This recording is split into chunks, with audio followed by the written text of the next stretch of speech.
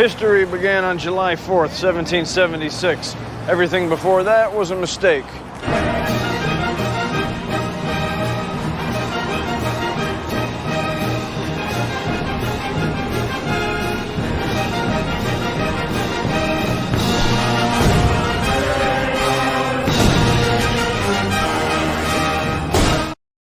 Happy 4th of July, America.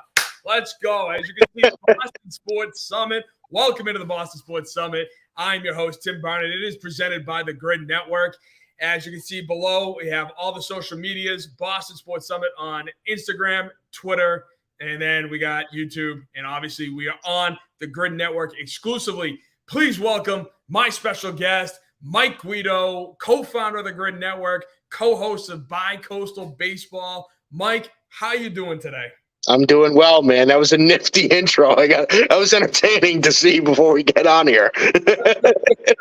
I know. I just love that.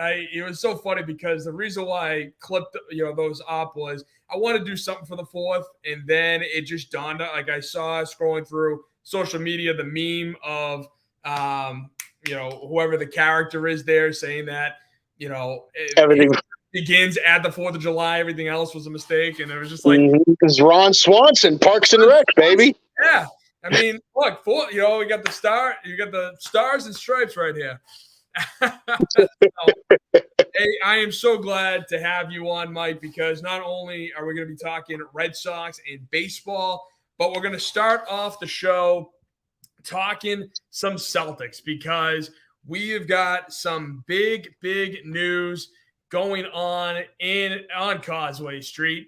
And first, we're going to start off with the nice news, the good news.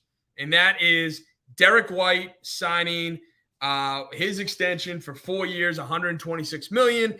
Jason Tatum signing his extension for $314 Supermax. Mike, as a Cleveland Cavs fan, what is your take on everything, on what the Celtics have done? Their road, obviously, we went through you. What's your take on them bringing back their starting five? Yeah, it was an unfair series, Tim. I'll just say that. It was an unfair series, Timmy. But here's the deal. I think, listen, Boston, I think, is doing right by this regime. Like, they really should have it shouldn't have been any hesitation. Jason Tatum is obviously their star guy. You have to lock him up. 27, 28 points a game last year. It's obvious that you needed to get that done. I think Derek White is the bigger deal here, though, because, this was a guy that you traded for. This was a guy that, when you brought him in, you weren't sure how the fit was going to be. And then over the past couple of seasons, you've kind of seen how well he meshes with this core. Then he just kind of became part of the core, and it's good that they're treating him as such. I think it's a great move. You're now seeing it this is a really great era, I think, in Boston Celtics history, Tim, because now you're going to see, all right, Tatum's locked up for the future. Drew Holiday was locked up earlier in the year. Now Derek White is locked up. Now you have some real stuff going forward. So I'm all in. I think the Celtics have done a great job. And honestly, it pains me to see that they're doing so well because yesterday was a great day for me. Donovan Mitchell signed his extension. And I'm thinking to myself, yeah, that's great. But I still don't think we're better than Boston. I think we're just kind of sitting there in the middle now. So, but Boston's doing great things right now. Yeah, and it's funny because I've used my comment to you after Game 2 on this show, at least 5 times already, saying how you're like, uh-oh, Timmy, come on, and I'm like, Mike, don't get your hopes up. I'm like, the Celtics did you a disservice in giving you hope. That's exactly what happened. So that's true. I've used that so many times on this show. It's actually been kind of funny. So everybody, now you get to see name to the face. Yeah, that's right. The poor Cavs fan. Listen, I remember this. So what was it? Yeah, it must have been yesterday, right? It was yesterday morning. I sent you the meme in the group chat.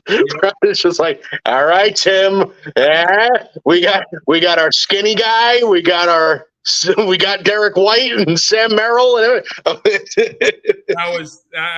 was pretty funny. I did enjoy that. It's like, okay, Donovan Mitchell is Jason Tatum, blah blah blah, blah, all the superstars.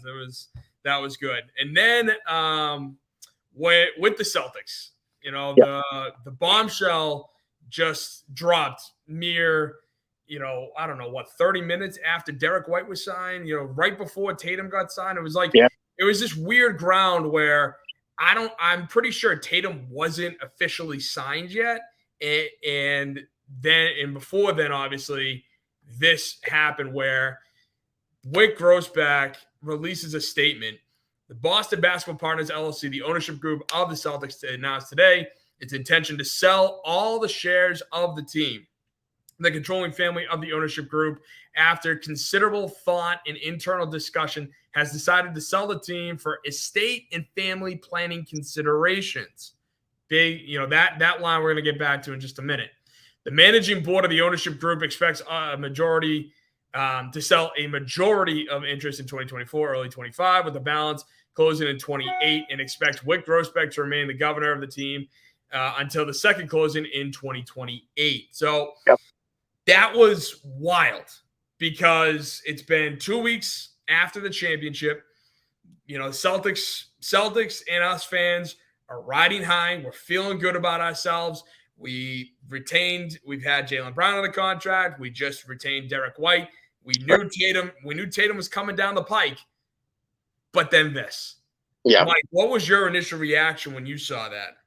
My initial reaction, honestly, is I thought of you, because that was my initial thought, was just like, oh, Timmy's going to be pissed, because then who's going to be coming through the door, or at least it's perceived to, we could, sort of assume or make some sort of assumption of who could possibly be coming through the door.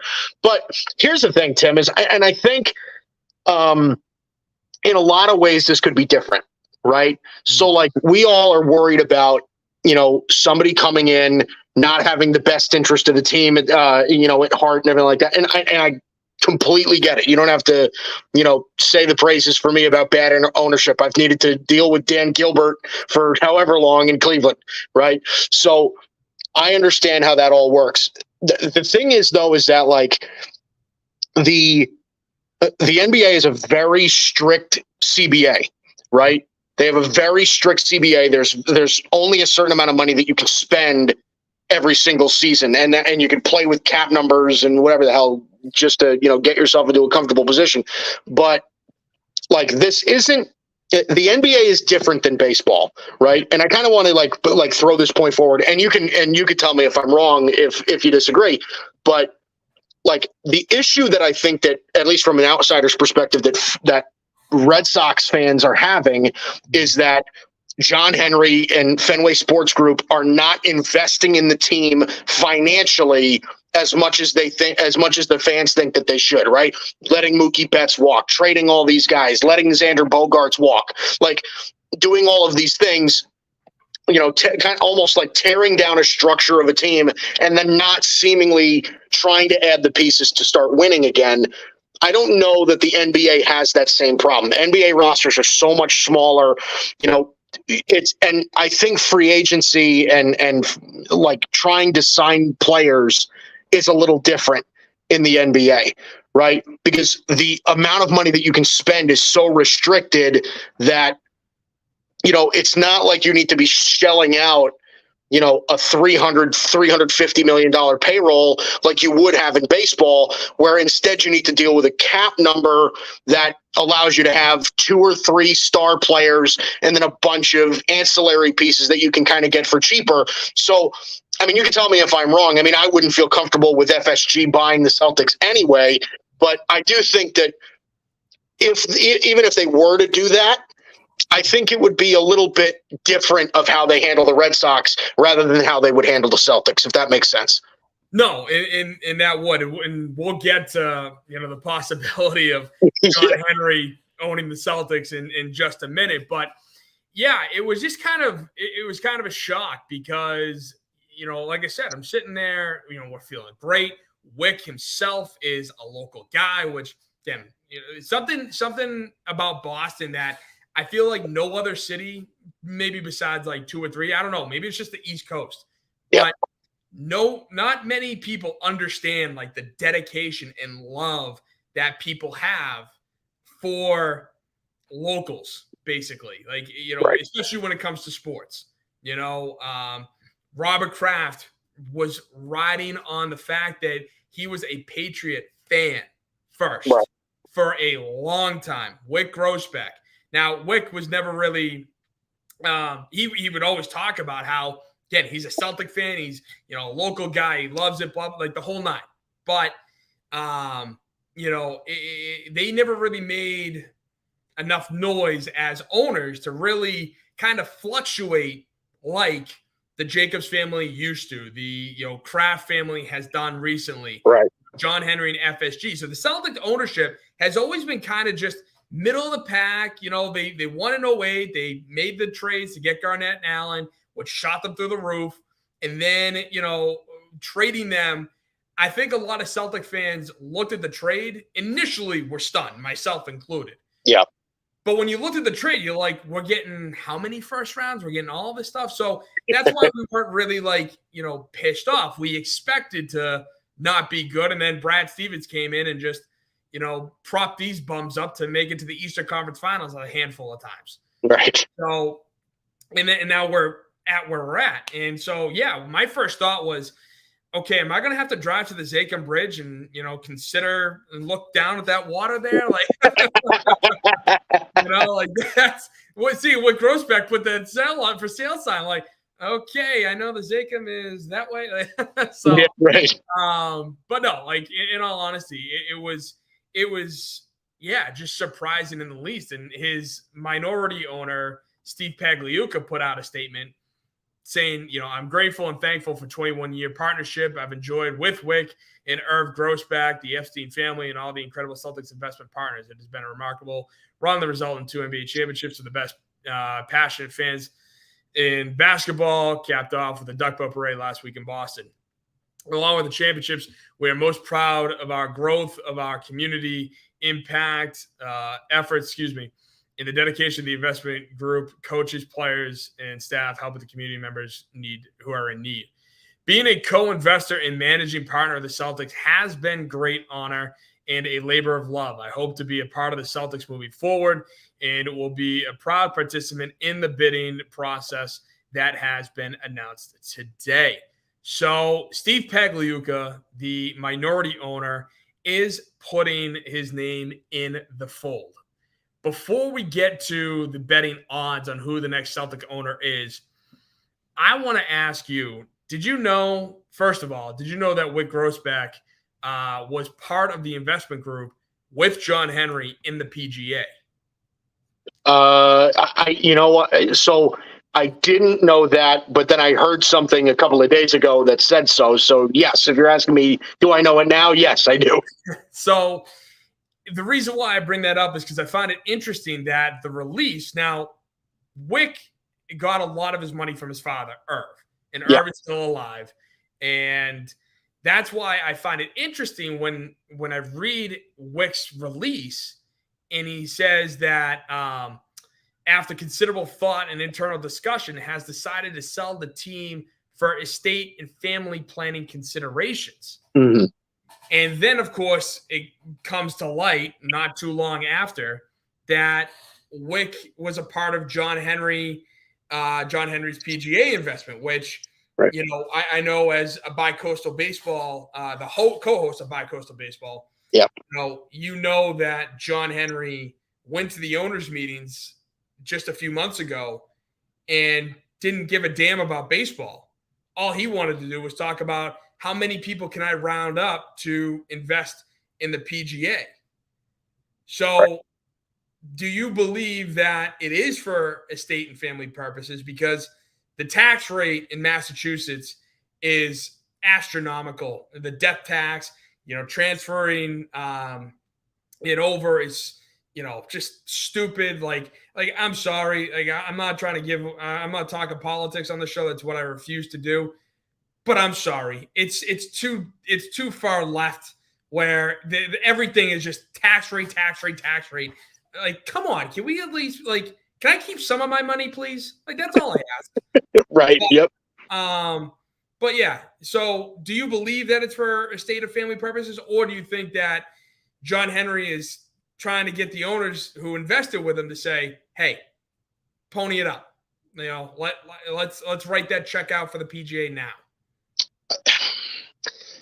It's tough to say. I mean, I would imagine that estate and family planning is probably a very broad term that they decided to use just to, say, if somebody ever questions them about it, they would be, well, we did say it was estate and family planning. Like it kind of covers a broad spectrum of things.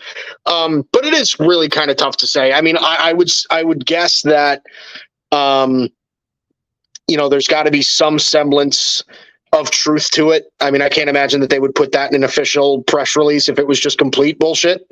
But listen, I understand, but these owners aren't going to give away the God's honest truth, no matter what. Well, I'm sure not. But it's also like we'd have to be really skeptical about the motives of the Grousbecks, really, that to really kind of say, is this really what they're doing this for? So I don't really know. I don't know enough about the situation to really be I don't know if I buy the one end or the other. Yeah. But I do think that them using estate and family planning is a very interesting term, because that can cover a whole large spectrum of things. So who knows, Tim? That's really where I'm at here. Well, that's the fun part about doing this, Mike. Is that we get to speculate, right? That's right. Yeah. Well, hey, listen, I don't mind speculating at all. I'm not one of those people that's just don't say anything unless we know it's true. It's due for conversation without a doubt. I wish I knew more about the backgrounds of some of these people, just so that I can give at least somebody a fair shake in this. But it is interesting. Like I said, I think, you can really read a lot into the kind of language that people use. And I do think that it's very, it covers a pretty wide range of things if they really want to get fishy with things. Absolutely. And the fact that, we basically re-signed the entirety of the 2024 Celtics, the 23-24 Celtics is basically all coming back. Yeah. And with that, obviously the players are going to be looking around going, what the hell just happened? We just won. Wyc has mentioned plenty of times how he gets paid in parades. That's to him how he gets paid. So the reason why that's one of the main reasons why this is such a shocker. Chris Mannix of Sports Illustrated tweeted out, what's today, third? Yesterday, Jason Tatum has come out and made a statement. When he was at JT's elite camp in Vegas, he was, quote, shocked to learn of Wyc Grousbeck's intentions to sell his stake in the Celtics. As to the next owner, Tatum says, quote, hopes the foundation and structure doesn't change. What we built, what we have, it's a great thing. I don't want things to change. Right. So that's where, I know you mentioned earlier, the CBA is pretty strict. But again, when it comes to the luxury taxes, that's what's so similar to baseball. Yeah. And that's what's going to be crazy, is because right now, there's going to be some luxury tax, but 2, 3, 4 years from now, that luxury tax is going to go through the roof. Yeah. And it's going to be ridiculous. So when you're looking at the betting odds on who the next Celtics majority owner is, you have Larry Ellison, who is the owner of the Oracle group or company. Then you have Steve Pagliuca, obviously, who is the guy I'm rooting for. Yeah. He's the one I want. Obviously, because he's a minority owner. He's been a part of it. He knows kind of everything. And I believe that he would obviously just fit right in. No questions asked. Everything would be fine.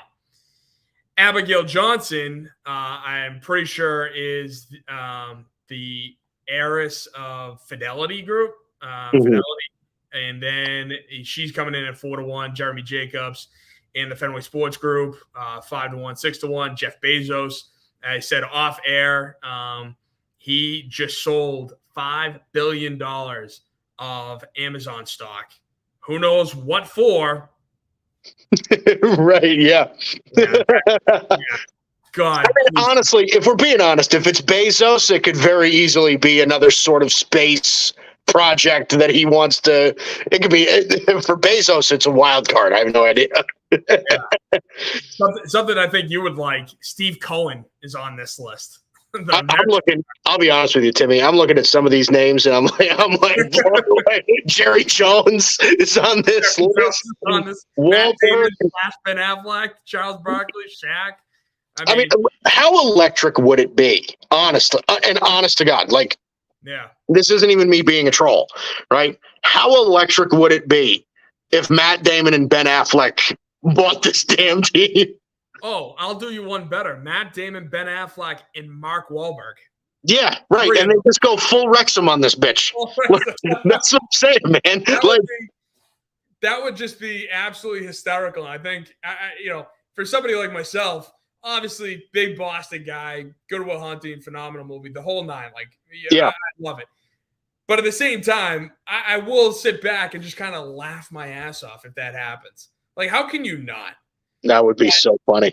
There's a lot to it, and yeah, as you mentioned, the Fenway Sports Group has systematically dismantled arguably the best Red Sox team in history. Winning 108 games, and then, I wouldn't say dominating, but winning in 5 games every series on their way to a world championship in 2018. Yep. You had the superstar young player in Mookie Betts, who they're like, nah, we're good. Just see you later. And the way they, treated Bogarts, which we're going to get to in a minute, seeing as San Diego visited Boston this past weekend, it scares me because I don't want, if they come in and John Henry wants to treat it like he's treated the Red Sox and Liverpool, I don't want that, because that means Jaylen Brown's going to get traded, Jason Tatum's going to get traded, or they're both going to walk in free agency, and we're going to get scrubs for it.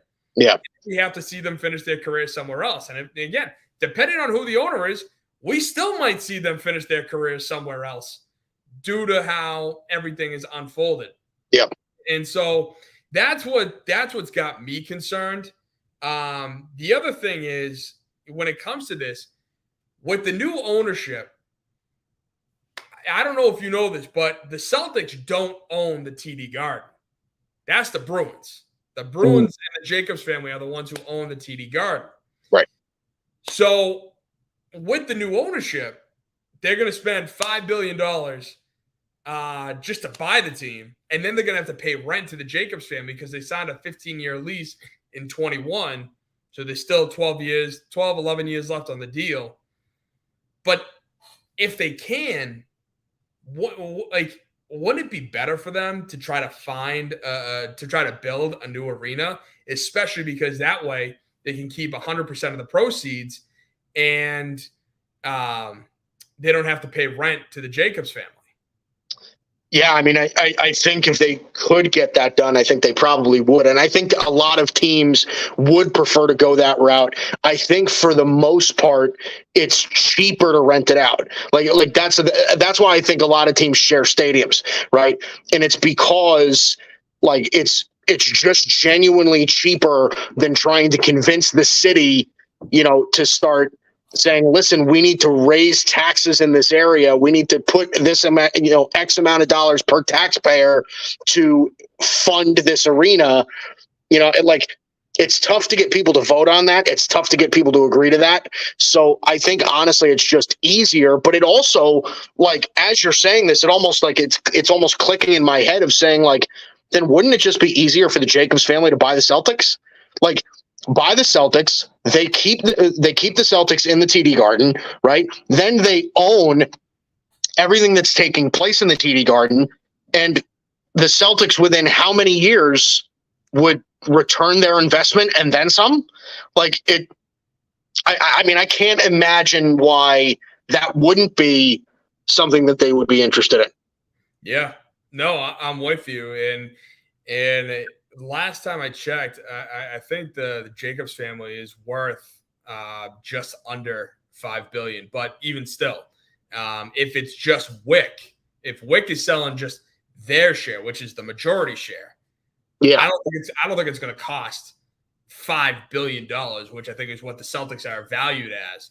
Yeah. But just for S and G's, I thought it'd be fun to talk about where the Celtics could go, where the new stadium should be built. Some of which I've heard via rumors, some of which I picked because, well, let's face it, I don't want certain things where they're at. Starting with my number one, this is where I want the Celtics to end up. I want them to end up at Government Center because, as you can see, that building to the left is literally on Business Insider's top 9 ugliest buildings in the world. City Hall needs to go. That building is disgusting. And when you look at it, off to the right-hand side, you'll see the American flag. That's where Faneuil Hall is. Just beyond there, you have a ton of bars from Union Oyster House, The Point, like the oldest bar, like the oldest restaurant in America, Union Oyster House. So it's that to me is where the Celtics, if a new owner comes in, wants to build a brand new stadium, that to me is number one. Now, number two, I think the Leader Bank Pavilion right in the Seaport District. The Seaport is hopping. It's a great area. And there's plenty of space in a way that there's a bunch of cargo ships. So there's a bunch of cargo lying around, a bunch of parking lots there. So there's really not much to go or to like. There's certain areas in the Seaport that are fun, and then there are other Seaport areas that are just dead.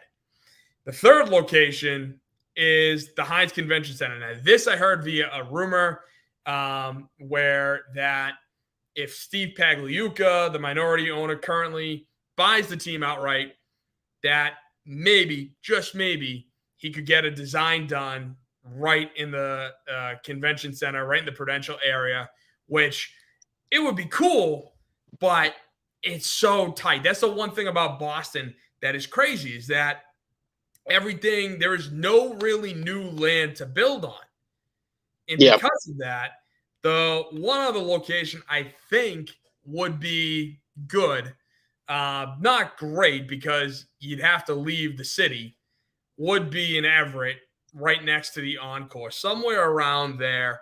If you could figure out like an area that could support the parking, the stadium, all of that, then great. I think that would be worthwhile. But at the end of the day, ideally, I want it in Government Center, just because I think that's building's horrendous. Yeah, it's so awful, and it's such a big spot too. It's literally a mile and a half from the TD Garden.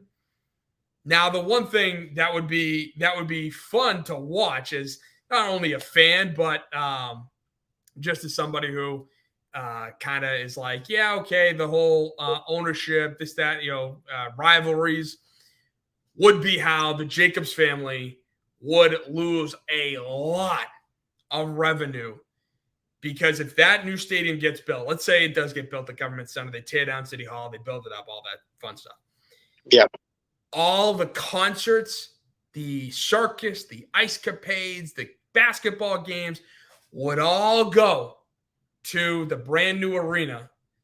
And that would also disrupt the Bruins and their schedule. Yeah. Because right now it's an alternating schedule. It's like, okay, we have to know when the Bruins are playing, so that way we can schedule the Celtics and vice versa. So with that being said, whoever the new owner is, the Celtics and Bruins could be playing at the same time. The new owner could have concerts going on when the Bruins are playing, stuff like that. So the Jacobs family, I think, would lose a lot more revenue than they would want. And so they have close ties with the local government because the TD Garden was built on privately funded money. It wasn't locally funded. So that's where I think it's going to get interesting to see how this whole thing plays out. Hopefully, John Henry does not buy this effing team. So, and I think the odds are pretty good that he doesn't. Like I think we're all kind of like preparing for the worst just in case John Henry and FSG buys the thing.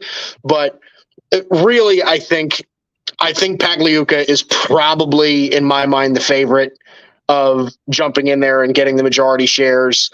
And like I said, I really think that if they could swing it, and I'm not going to, I'm not going to speak like I'm an expert on billionaires, but like if the Jacobs family could swing it, I think that would be the smartest move they could make, because then they literally own everything that goes on in their own arena. They're not like, because if you think about it, like the way that they're treating it is like the Celtics are pretty much a tenant in the TD Garden. They then don't have to be. They can own the place.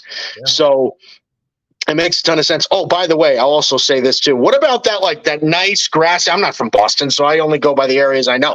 What about like that nice grassy part on the harbor that's like right next to Quincy Market? What about that place? Like right by the Marriott Long Wharf, like around there? Oh, yeah, maybe. I don't probably know. Not big enough, but yeah, I was gonna say it's probably not big enough. I know what you're talking about. But well, we got Bryson Carver from Carving It Up here on the Gryd Network, Monday, Wednesdays, Fridays. He chimes in. The Celtics ownership got another title, paid all their guys, and are jumping ship before they have to deal with the second apron. To that, kudos. Yeah, no kidding. Bryson, you're not wrong. I mean, listen, no kidding. I as much as I'm like stressed out from, trying to figure out who the next owner is, are they going to be just as invested in winning? Because the one thing that's pissed me off about John Henry, and again, talk about him in a minute, is that not only did he systematically dismantle the 2018 team, but he is, without openly saying it, is basically like, I don't care about winning. Like, I just want to make money. And because the fans, actually, he did say this. I brought it up last week on my show in the Financial Times article. He goes, basically, the Red Sox are an asset, and the fans have too high expectations because at the end of the day, it's 1 in 20 and 1 in 30 chance of winning. That's it's such like, crap. That's exactly. It's such bull. Like, I want you to manage a team that is competing for championships. Like, again, making the Eastern Conference Finals, making the NBA Finals should be the goal. Yeah. I mean, at the end of the day, winning should be the goal, but at least building a team that's going to get that far. And that's what's infuriating about watching this Red Sox, the way they attack every single offseason.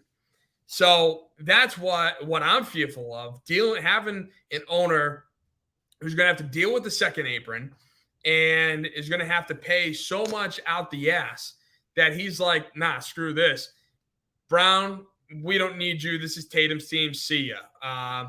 White, we don't need you. Go, you can go away. Holiday, you're overpaid. Porzingis, you're always injured.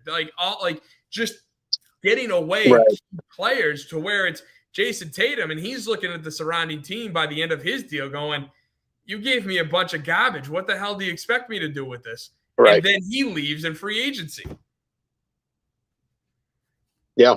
No, and I think that's a rational fear, right? Because I think that there are a lot of teams that are not ready for what the new CBA is preparing, what they're up against as far as that's concerned, right? So, I think that you can have at least some security in the fact that, all right, Boston has, they paid their guys for the next couple of years. This team will be intact, right? And you also have to keep in mind, it's good that the Celtics paid all their guys now, right? Because in 2 or 3 years from now, and Tim, this is just what happens in sports overall. Like the market in 2 years from now, I mean, it's going to be 20% more than what you paid, or this year. You know what I mean? So, like, if you waited 2 more years to pay Tatum be worth $400 million instead of 310 or whatever you got him for, right? Like, so, like Donovan Mitchell, again, just speaking from a Cavs fan's perspective, like Donovan Mitchell got a 3-year, $150 million extension with Cleveland. After 2 years of that contract, he's going to opt out, and then he's going to be offered a supermax that's worth like 380. Like the numbers are just going to jump through the roof. So I think Boston fans, in a sense, Celtics fans can at least they can take at least a little bit of a breath of, a deep breath and just say, okay, we're good for now. And you have to kind of assume that whatever owner buys the team, or buys the majority shares of the team, I should say, right? Mm-hmm. They're going into this knowing what they're signing up for when it comes to the financial commitment into the team, that because you're not buying the Sacramento Kings. You know what I mean? You're not buying the, New Orleans Pelicans. Like, you're buying the Boston Celtics. Like, this is the most historic, one of the most, if not the most historic franchises in the NBA. Like, it's like buying the Yankees. Like, you cannot, Celtic fans will riot if you don't give them what they want. Oh yeah. Well, I mean, we're, as Red Sox fans, we're practically doing that right now, except the team is winning. And that's the thing, is that's what's so crazy about the John Henry thing, is that you have a fan base that is literally when they tell you, we are upset with ownership, all we want to do is win. Essentially what they're telling you is, we will throw money at your organization if you put a product on the field, right? We will throw money at you blindly, and we'll just do it if you give us a product that we can be proud of. Yeah. And at the end of the day, that's all I ask for. Just give us a good product. That means going out in free agency, signing key guys. That means drafting well, because at the end of the day, I'm sorry, you're the Boston Red Sox. You can do both. You don't have to pick one side or the other. But we're about to get into the Red Sox. I just want to say one more thing when it comes to basketball, is I am so glad I am not the freaking Fakers, or I'm sorry, the Lakers out in LA. Like that, talk about an awful organization, top to bottom.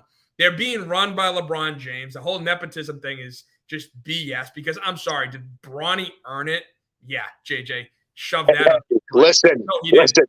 Hold on. No. This is going to be it, Mike. This is going to be it, because I just want to get this off my chest, because Genie Bus, top to bottom, bums. I am so glad, even though I have to deal with this crap as, this Celtics ownership selling, I get to watch the Lakers implode. Thank you.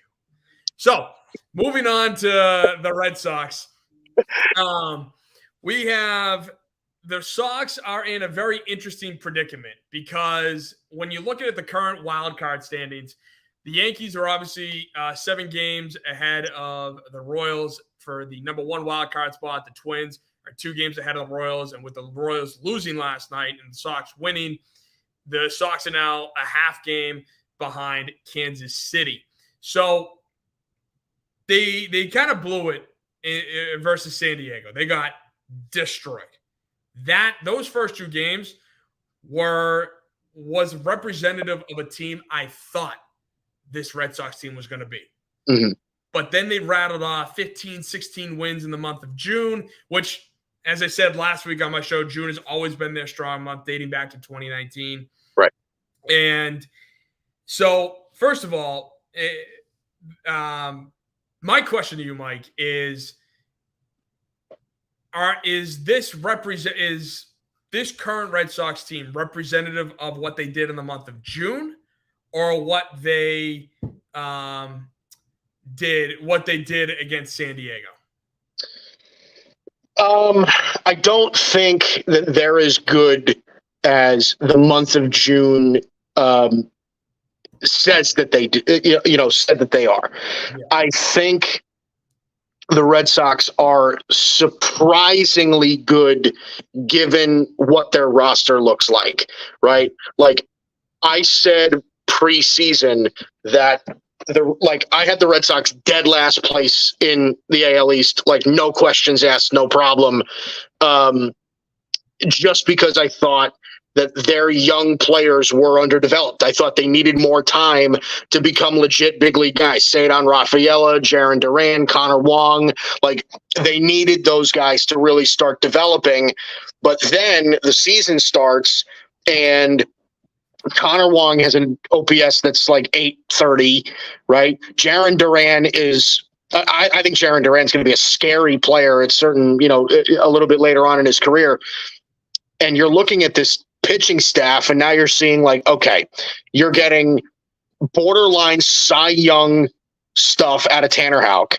You're getting great starts out of guys like Cutter Crawford, Brian Bayo. Like you're getting legit contributions from players that you're like you don't see it coming. Like these are kind of, like nobodies in a sense. Like that, and don't take that the wrong way, but they're sort of, you know what I mean? Like they're just not guys you expect to have this level of success at the big league level. So I think that June was a good month for them. I don't know that the success that they had in that month is sustainable for the rest of the season. They play in a brutally tough division, right? The AL East is brutally tough, especially with the Yankees and the Orioles at the top. Like, they have a tough road ahead of them, but absolutely, it also is like I don't know what this team is going to look like in the next few weeks, right? Like, because the trade deadline's coming up. Are the Red Sox going to hold on. Trust me, we're gonna build a whole segment off of that alone because Cora made some key statements. Breslow refuted them, so. Yeah, we'll be talking about the trade deadline in just a couple of minutes, but I do want to bring up the fact that, and this is just something I want to get off my chest because the Red Sox welcomed Xander Bogaerts and Don Orsillo, who Don Orsillo was our play-by-play guy when I was growing up for a very long time, up until I think 2015, and they came back to Fenway for the first time. Unfortunately, Xander couldn't play. And Don Orsillo had to miss one of the games due to it being on Apple TV, which that's so stupid. But yeah, it is dumb. But John Henry and Kyan Bloom, again, just investing.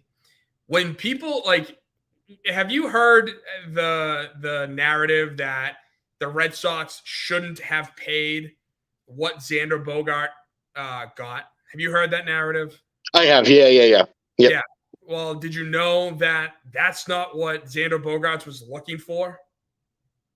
So you said that, and I'm curious as what that story is. Well, yeah, because back when he was negotiating his deal, he made some key statements, especially during that final spring training, where you're kind of saying to Xander, especially as his agent, isn't his agent the big agent in baseball? I want to say it's Boris. I want to say it's Scott Boris. Yeah, I'm pretty sure it's Scott Boris, where Xander Bogaerts was making statements like, I want to stay in Boston.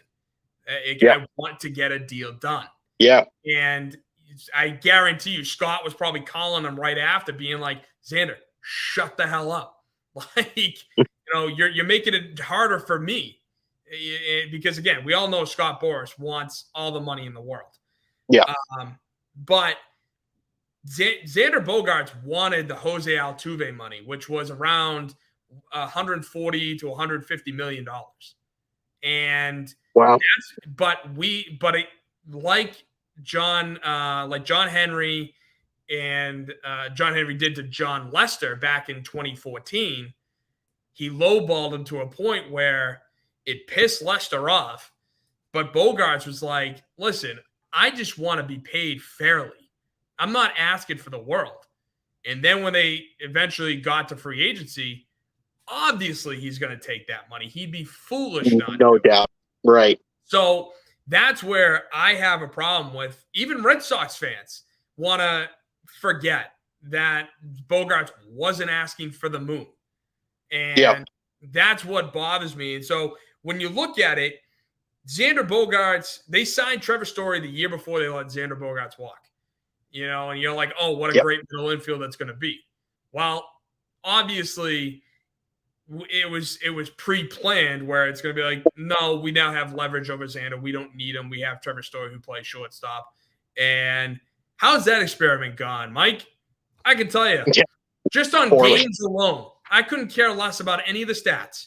Games alone, Xander Bogaerts has played 202 games in 2 years. Trevor Story, 51.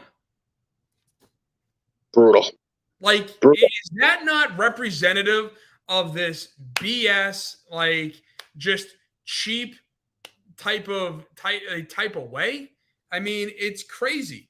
It's just been, it has been an unmitigated disaster when it comes to that. So for people who are saying Xander Bogaerts, even Red Sox fans, people saying Xander Bogaerts, or we're glad that the Sox didn't sign Xander Bogaerts, you clearly don't understand, because that money was not what Bogaerts was asking for from Boston. Yeah. And so the fact that I brought up the wild card spot, the third wild card spot earlier, the Sox are a half game back of the final wild card spot. And I'm on here with BiCoastal Baseball, which is exclusively a Gryd Network baseball show, Mike Guido. The trade deadline's coming up. Yeah. And the Sox, for all intents and purposes, are in it. Right? Correct? Yeah. Oh, yeah. They're in.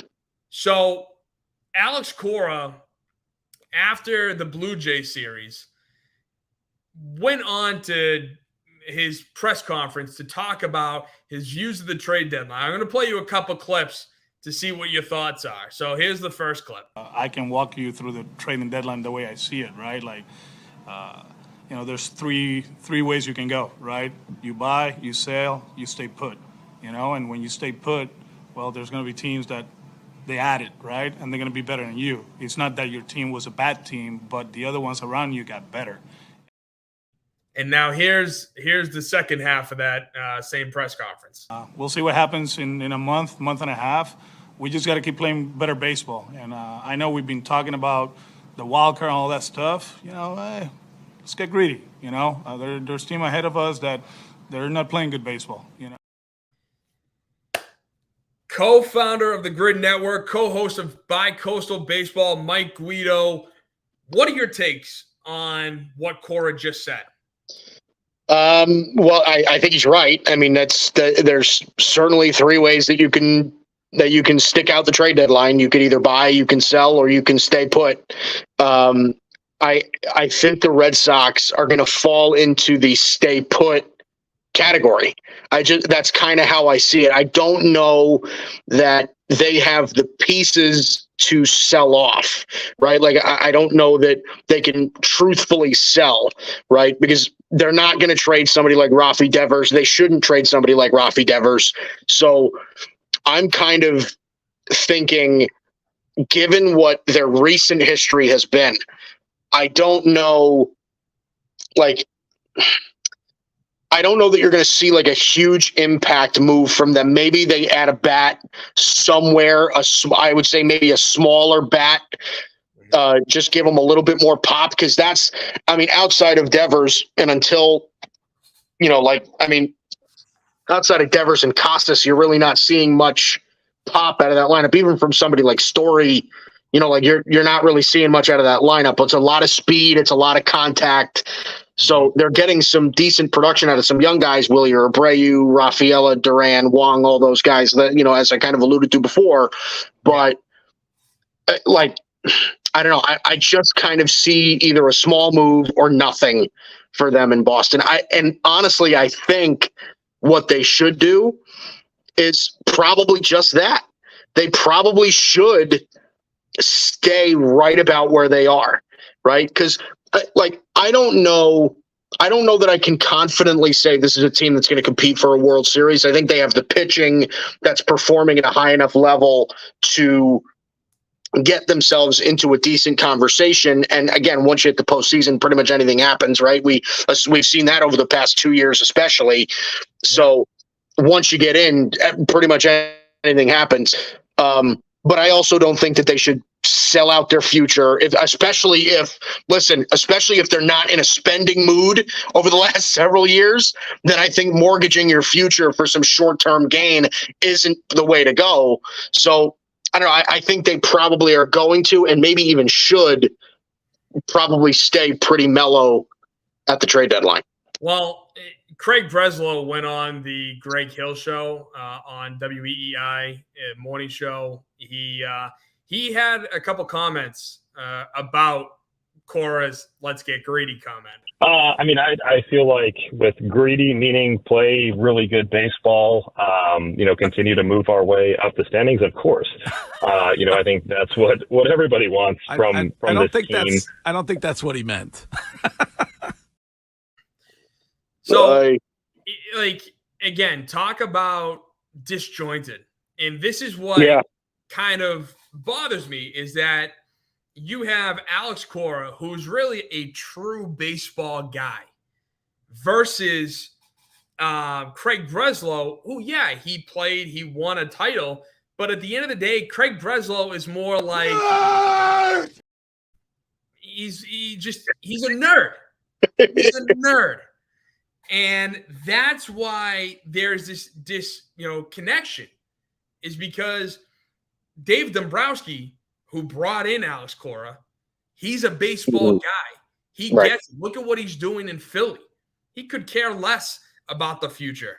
As long as the team currently is building and winning, that's all that matters. And at the end of the day, that is so true. If the major league club is losing, yet you have the number one farm system, then what are you doing as an organization? Right. Secondly, staying put is exactly where Boston has been the last 2 years, and is what they've done the last 2 years. Now, granted, in 2022, they sold off Christian Vasquez. They were more of a sell in 22. But, so what pisses me and Red Sox fans off is when they stay put. Because last year, the Sox were a season best 9 games above 500 on July 28th, and a game and a half out of the third wildcard spot. They ended up finishing 78-84 for the second straight season, doing nothing at the trade deadline because Chaim Bloom said the team were underdogs. And they cited the fact that the Red Sox had a less than 25% playoff odds. Yeah. That's something that I can see Craig Breslow doing. I almost said Chaim Bloom. We were 2.5 games out, but we had, at that time last year, we had the best record since June 14th of 23, and then Bloom just pissed it away because he didn't make a move. Yep. Meanwhile, in 22, the Mariners had a 11% chance of making the playoffs, traded for Carlos Santana, ended up winning 17 of the next 18 games, and they swept the Blue Jays in the first round. Again, anything can happen. And I get it. The more I read about, Marcelo Meyer, Kyle Teal, and Roman Anthony, and how they're like best buds and they want to all come up to Boston together and do all these great things here. At the end of the day, if we could get a premier player who is going to help this team not only win now, but win for the future, and we might have to give up Meyer or somebody. I don't know. It would depend on the type of deal, but again, I'm all for it. The only issue that I have with it is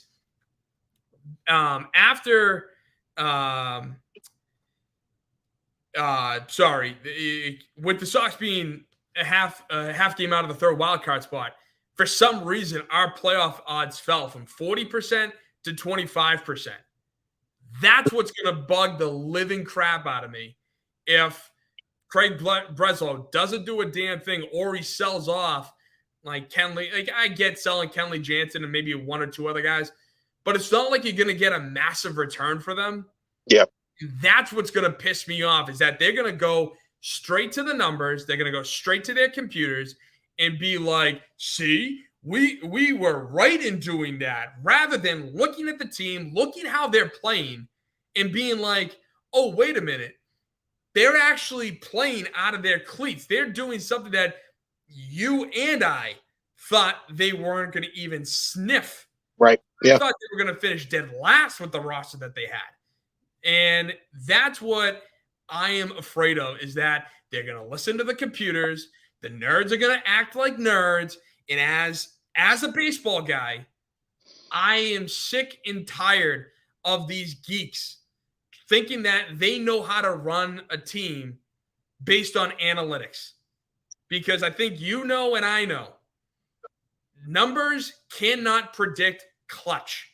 Numbers would not be able to predict how David Ortiz's career turned out. I guarantee you, if David Ortiz started his career in Minnesota today, he would be pushed down to AAA. He would never get a chance. The Red Sox would have never traded for him, and he would be nothing because of numbers, rather than taking a chance, seeing what happens, and oh wait, he just became the most clutch hitter in the history of baseball. So, Mike, I know I just went on a rant about nerds in sports, which I have a massive gripe with. Yeah. But what is your take on Breslow, and his comments, and also, nerds? Do you agree with them? Do you agree with the numbers? So I think that there's a good and a bad that comes with it. And honestly, like, I'm a little different than my co-host on BiCoastal. My co-host is big on analytics and big on nerds in baseball. But and here's the thing. I think realistically, first of all, I'll say this. I think Craig Breslow is kind of like, I think he knows what Alex Cora means, but I don't think he wants to like publicly air the guy out on local radio just to I don't think I think he's trying to not create a stir.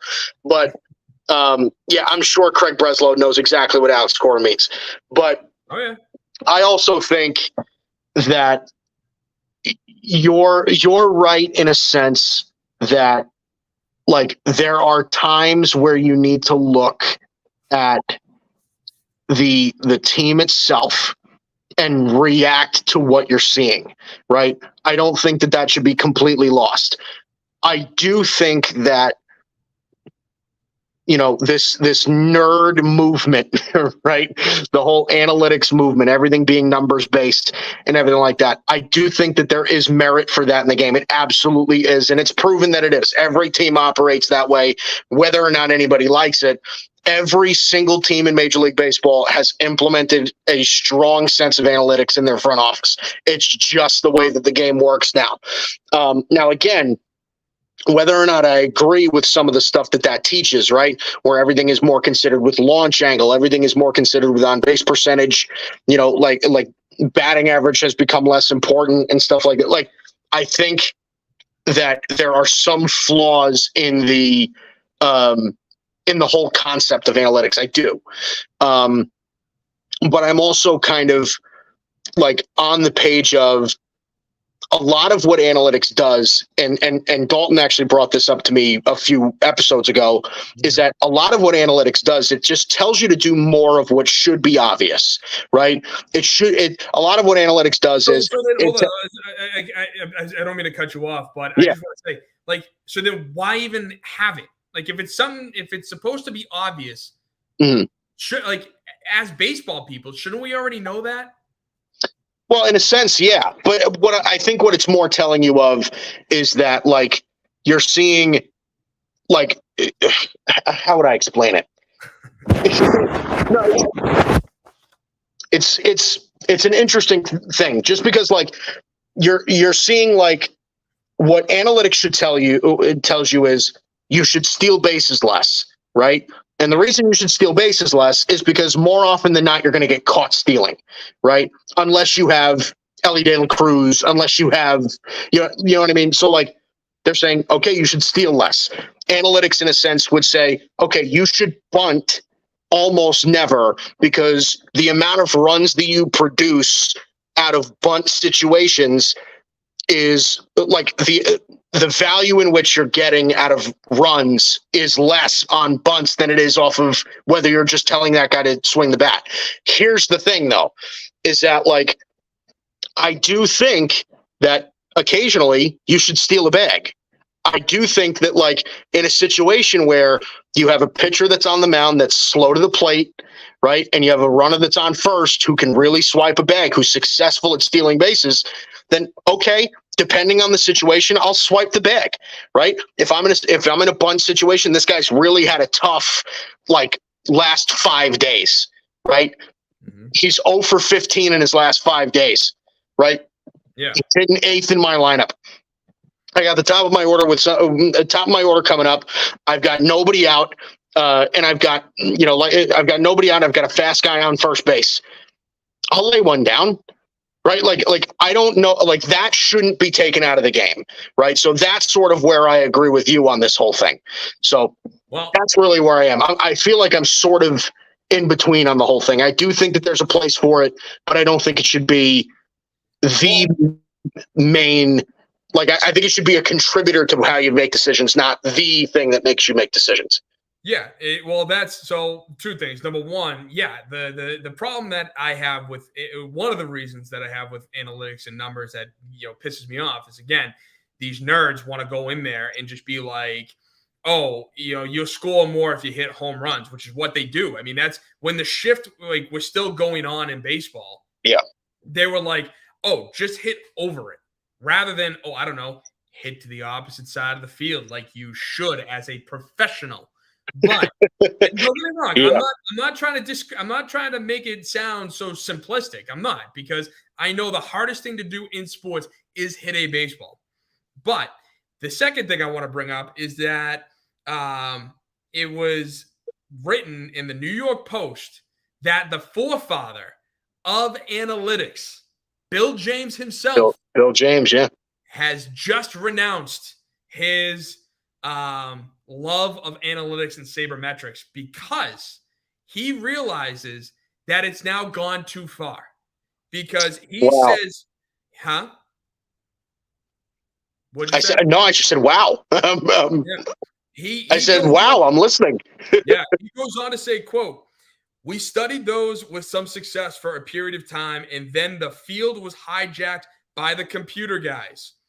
The vast proliferation of and fascination with small measurements, i.e. exit velocity, pitch counts, pitch movement, launch angle, etc., represents not the success of sabermetrics, but its failure.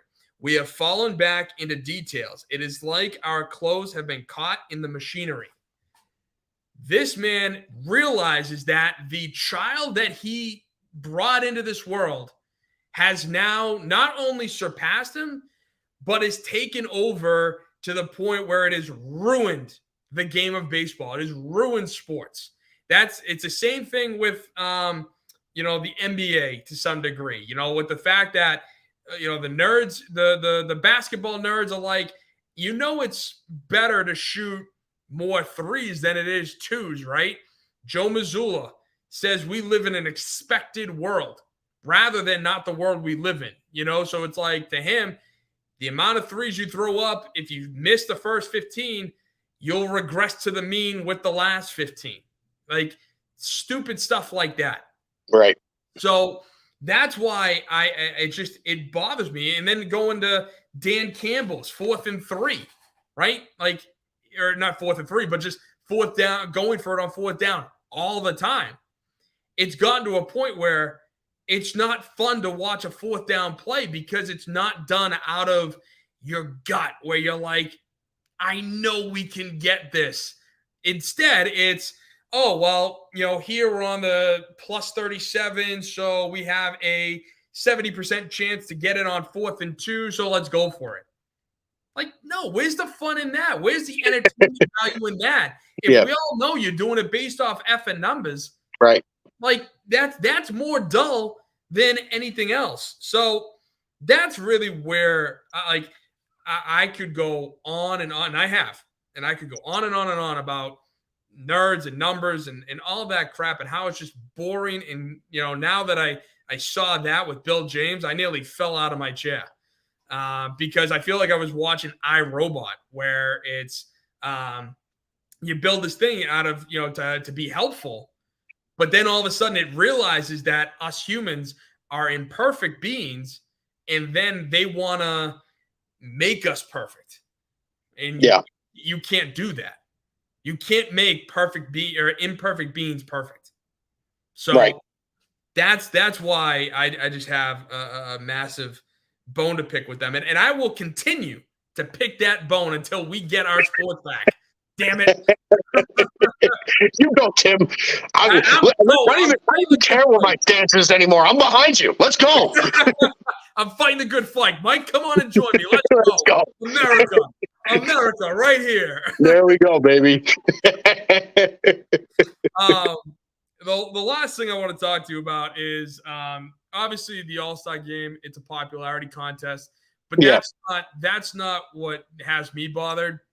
What has me bothered is I feel like Jarren Duran is not getting the recognition nationally that he should, because the dude is the only player in Major League Baseball to have double-digit home runs, doubles, and triples. He is fourth on WAR behind Bobby Witt Jr., Juan Soto, and Mookie Betts. And he is not even considered for the All-Star game. So obviously, I'm not trying to get him into the All-Star game because it's a popularity contest, but I'm just trying to point out the fact that the dude didn't even sniff the All-Star game. What are your thoughts on Jarren Duran and his ascension to what could be superstardom? Yeah, I think that Jarren Duran has a bright future. I really do. And this was if you would have asked me this 2 months ago, right? I would have said, I'm not sure if Jarren Duran's a guy. I didn't see it, but he's a scrappy ball player. He just is. The guy's a doubles machine. He's fast as hell. He's a great defensive outfielder, right? And I think he could translate as a really solid leadoff hitter going forward in his career. I just do. I think he's one of those kind of energy players that the city of Boston is just going to fall in love with as time goes on, right? He's like another Johnny Damon sort of player. That's kind of how I see him, right? He's just another one of these fiery. He's a good-looking kid. He's going to be a fan favorite kind of player. And listen, do I need to bring up what he did against the Yankees when they played in Fenway a few weekends ago? Please go ahead now. Yeah, but man, oh man, he really is, I think, a really solid major league player. I don't know that he's going to be a 10-time All-Star or anything like that, but a scrappy ball player that you can hit in a leadoff spot, that can play on a contributing World Series team. Absolutely, I think he can. I don't know exactly what his numbers are, off the top of my head right now.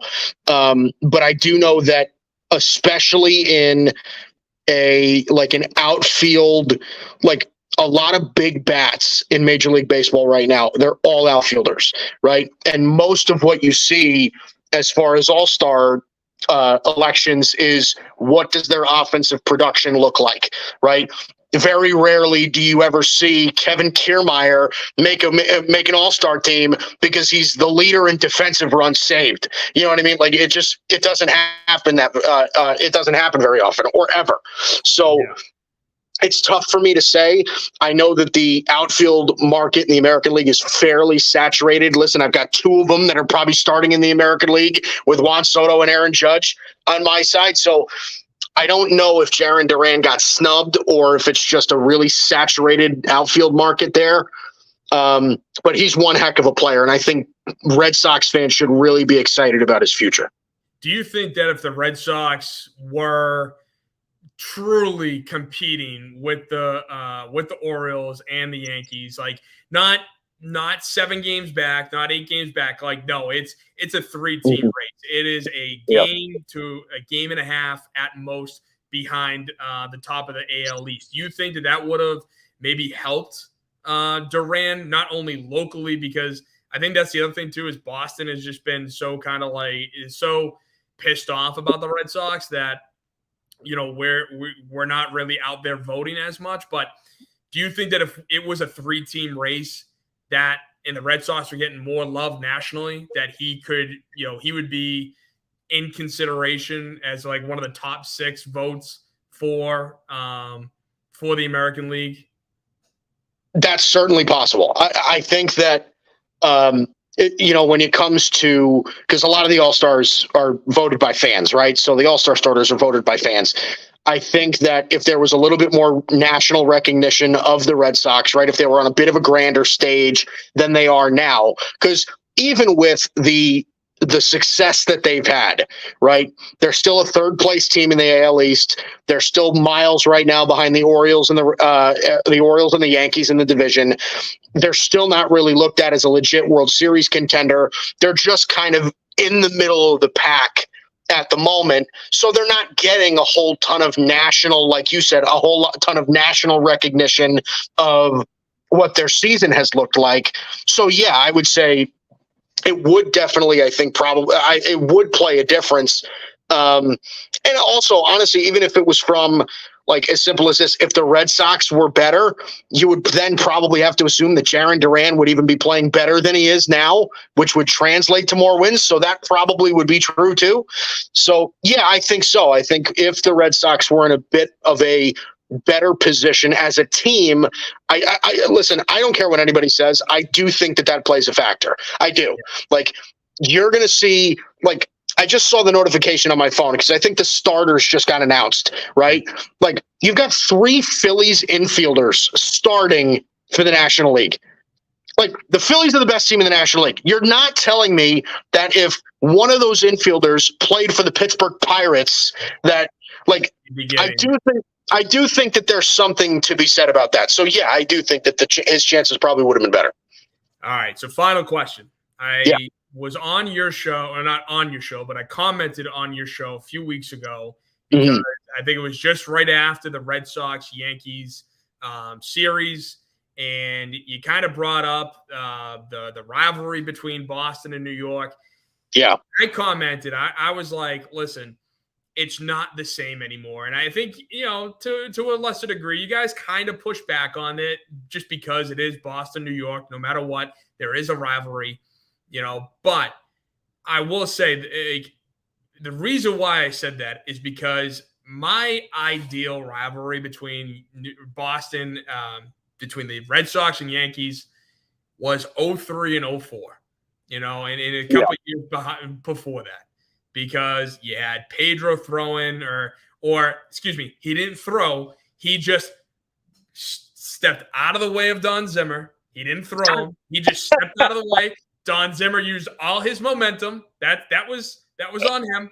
Secondly, you had the fight between A-Rod and Veritek, which actually that oh my God, it's gonna be 20 years coming up in like a couple weeks here.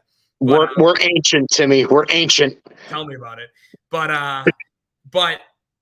like, I want to get your perspective as a Yankees fan. We have the co-host of BiCoastal Baseball, the co-founder of the Gryd Network, you know, resident Yankee fan. What is your perspective? Because obviously my perspective is it's dull. It doesn't have the same juice as it used to be, just because they're like, I want to see, for lack of a better word, I want to see that hate on the field. Between the fans, we're always going to sit there and be like, oh, you're a Yankee fan, screw off. You're a Red Sox fan, screw off type of deal. Yeah. But what's your take on the Red Sox-Yankee rivalry? I do agree with you in some sense that it has lost a little bit of its juice, right? And I think that there's a couple of reasons for that. Number one, I would say, is that for the last few years, I would say the Yankees and the Red Sox have not been really good at the same time, right? So like you go back to the late 90s, early 2000s when, I mean, you're seeing Pedro Martinez and Roger Clemens going against each other in playoff games. You know, I think, you know, you get back to the idiots Red Sox versus the nice cut and clean Yankees. Like, you're certainly right. There doesn't seem to be that fire, and those guys, those teams were both very, very good at the same time. They were legitimately competing for the same thing in division, biggest rivalry in sports. There was so much behind it, right? This is for World Series titles, 2 historic franchises, the whole bit, right? Yep. That's, I think, the first reason is I think, especially in recent years where both really the Yankees and the Red Sox have had their kind of woe years in recent years. I just think that it's a little bit less enthusiastic when it comes to that perspective. The second reason is I think like this is just a different age of athlete. I think I don't know how many Pedro Martinez's there are left. You know what I mean? Where like you genuinely see like I don't know how many big poppies are left where there's genuine hatred towards the Yankees, right?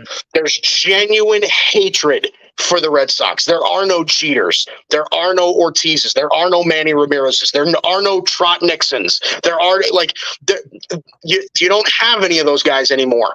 Like, I don't know that, you know, Aaron Judge hates Rafi Devers.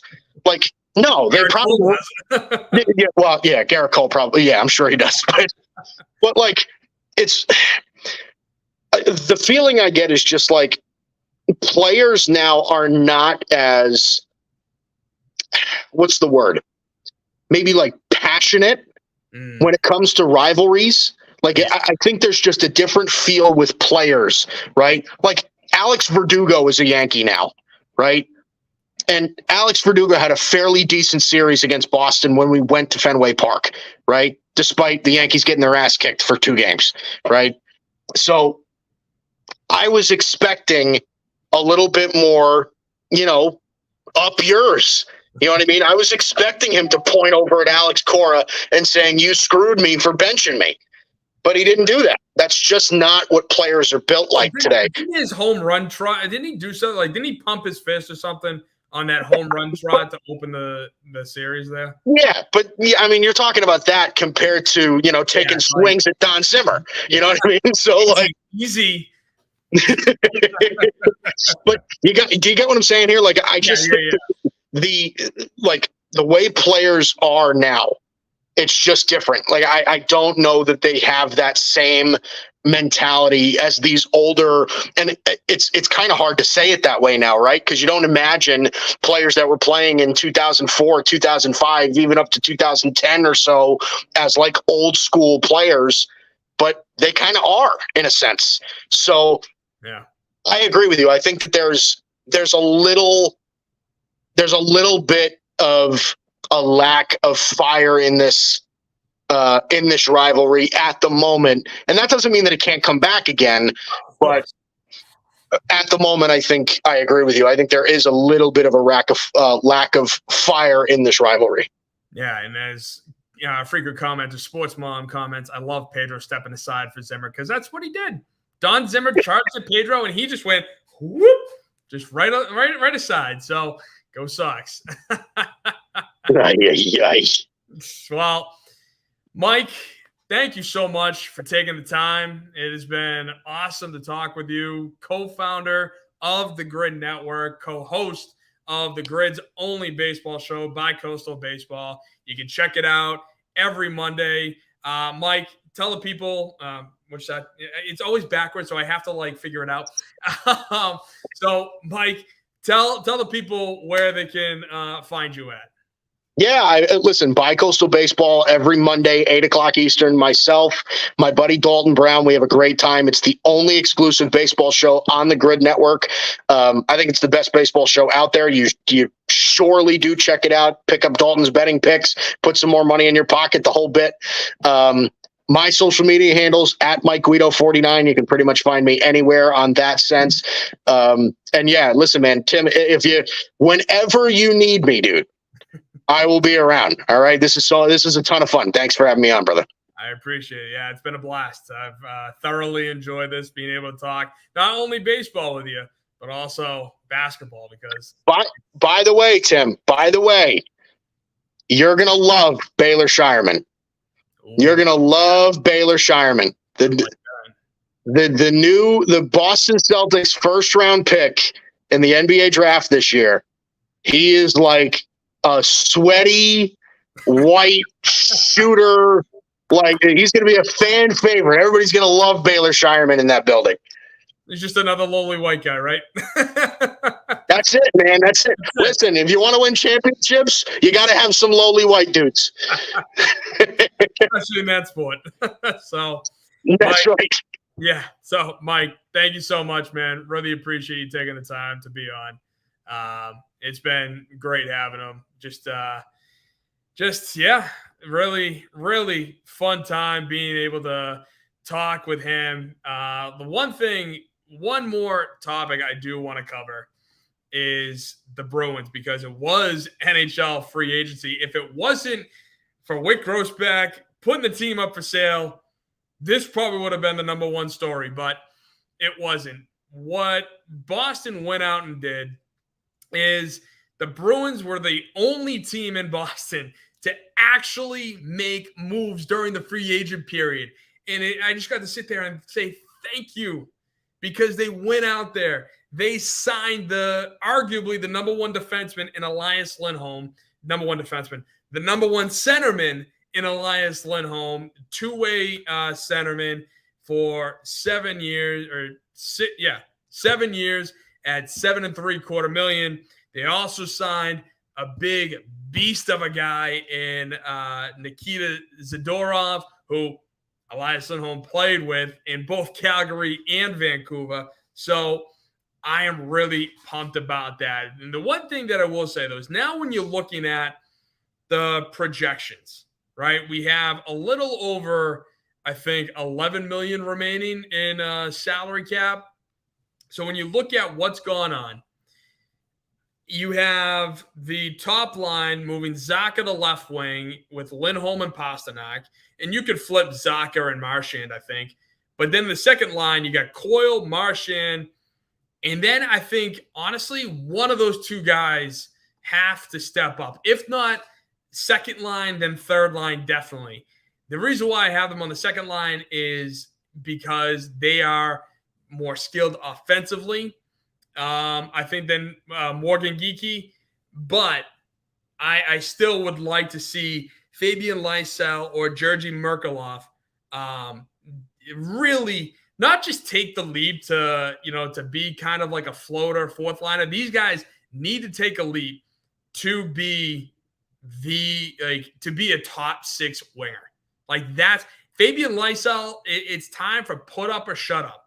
Now, I'm not asking him to be a point per game type of guy, but he spent so much time in the AHL trying to build, and people have just been saying that they've been split. They love the kid. They think he's going to do well, but then you have the other camp that's like, well, he's really been he's been immature. Fabian Lysell's been immature and still hasn't gone. And I think he's only 21, 22 years old. So he's still young, but there's still a long way to go. Meanwhile, the third line, I got Patra, Frederick, and Geekie. And then the new signee, Max Jones, on the left wing, Beecher at center, and Brazo there at goalie. You can see Swayman is still unsigned, but I think that deal is going to get done.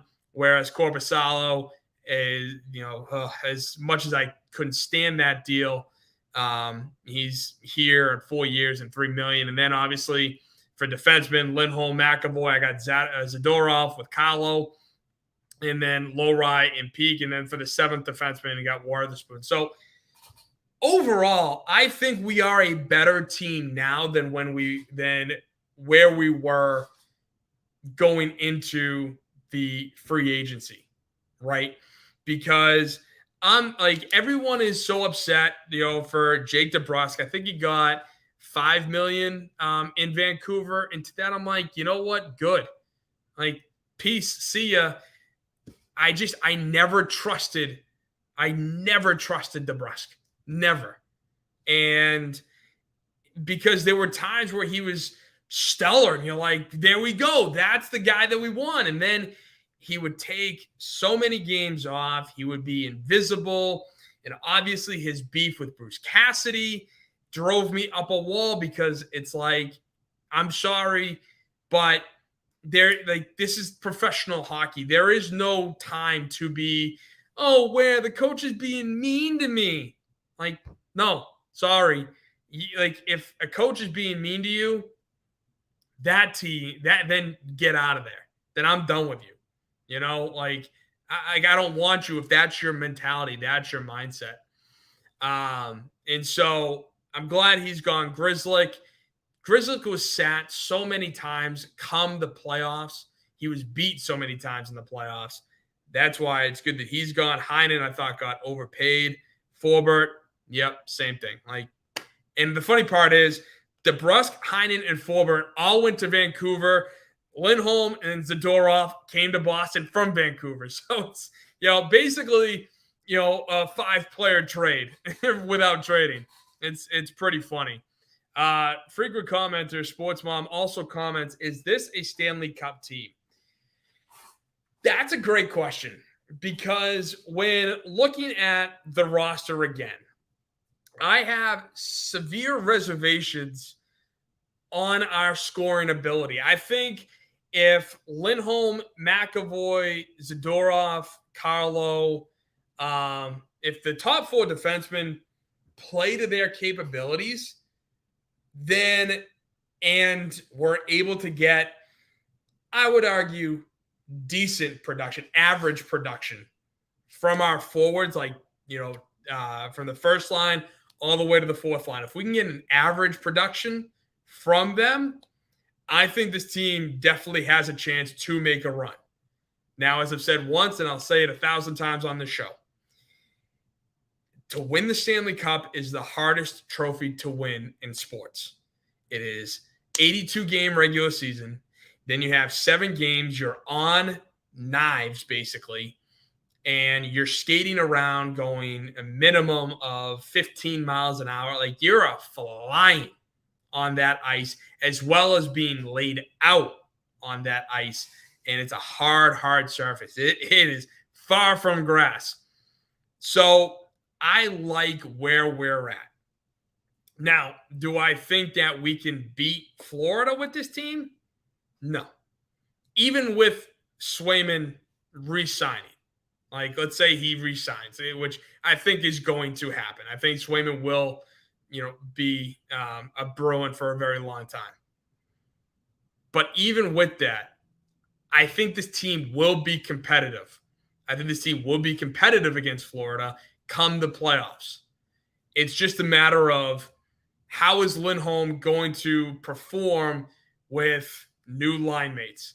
How are the lines going to change? Are we going to go out and bring a true scorer out of free agency? Are we going to have to make another deal, with another team come the trade deadline? Obviously, that's going to be a big moment, because we do have a first-round draft pick in 2025. So will that be leveraged? Are we going to lose another first-round draft pick? And then also, too, how did the other teams fare? Did the Rangers get better? I know that Chicago signed Bertuzzi, Maroon. They went out and made some moves. A lot of teams went out and made moves. So I'm intrigued to see how this works. I really am. I think we are a playoff team. I think we are a better team than we were last year. I think that's true. But overall, I'm not ready to say that this team is Stanley Cup bound. I'm not. I think I feel like right where I'm sitting today, as of July 3rd, 2024, I think it'll be a victory for the Bruins if they make it to the Eastern Conference Final. That is a victory regardless of what happens. I don't know how this team's going to perform. Like I said, I hope that, Fabian Lysell or Georgi Merkulov or both just emerge as NHL wingers that are going to be lighting the lamp a lot. Kind of like what Sagan was supposed to be. I don't know if that's going to happen. But I think, obviously making the second round, I think is something that we're striving for. I think a victory to make the Eastern Conference Final, I think that's, hitting a home run with everything that we've done so far. So it's going to be interesting to see how this season unfolds for the Bruins. With all the moves that they made, actually being the only team in Boston to spend money come free agency, it was entertaining until Wyc Grousbeck decided to steal the spotlight, signed Derek White, and then announced that, I'm selling the team. So it was a wild July 1st, let me tell you. But I want to thank you all for sticking around, for watching this show. It was such a great time to be on with co-founder of the Gryd Network and co-host of BiCoastal Baseball, Mike Guido. He gave you his follow information. So if you haven't, go follow him. Go watch BiCoastal Baseball every Monday night at 8 o'clock. Frequent commenter, Not Doug. Great show tonight, guys. Thank you. I really appreciate that. It was fun. It was fun being able to talk about everything that's going on with the Celtics, with the Red Sox, getting a different perspective on the Red Sox and kind of how, they've been viewed, obviously, by me. So now you get to see what an outsider perspective looks like, especially a Yankee fan, no less. So I want to wish everybody a happy July 4th. It's going to be a beautiful weekend, I hear. So hopefully the fireworks are electric. I think we got some fireworks starting right now. So going to try to catch those. Thank you so much for sticking around for the Boston Sports Summit presented by the Gryd Network. I am your host, Tim Barnett. Don't forget to follow the Boston Sports Summit on Instagram, on X, on YouTube. If you haven't already, thank you for the comments. It helps with the algorithm. Don't forget to subscribe. Thank you so much. Enjoy your weekend. Enjoy your 4th. Have some hot dogs. Go America right here. The Stars and Stripes. Let's go. So thank you, everyone, and God bless.